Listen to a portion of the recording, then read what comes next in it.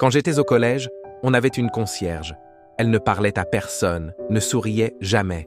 Elle était toujours en train de nettoyer les couloirs, discrète, la tête baissée. Les élèves la surnommaient « la sorcière ». Certains disaient qu'elle dormait dans l'école.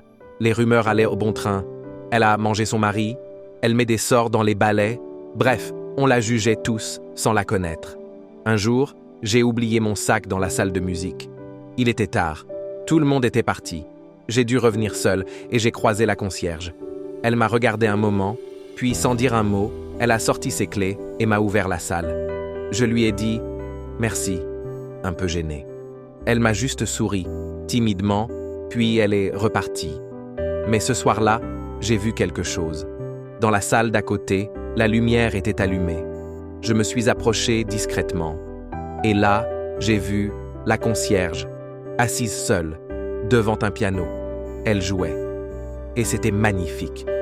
Le lendemain, j'ai parlé de ce que j'avais vu à ma prof de musique. Elle m'a dit que la concierge avait été pianiste concertiste autrefois. Mais après un accident de voiture, elle avait perdu l'usage de 2 doigts et abandonné la scène. Depuis, elle travaillait comme concierge, sans rien dire à personne. J'ai commencé à lui parler. Chaque vendredi, je restais après les cours. Elle me montrait des morceaux, me racontait sa vie, me corrigeait. Elle est devenue une amie, une présence précieuse. Quand je suis parti au lycée, elle m'a offert une vieille partition. Elle avait écrit au dos « Ne laisse jamais le regard des autres t'éteindre ».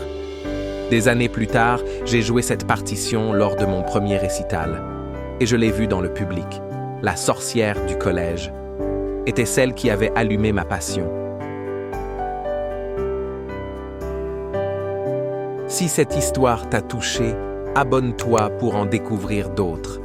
Et surtout, n'oublie pas, certaines vérités se cachent là où on s'y attend le moins.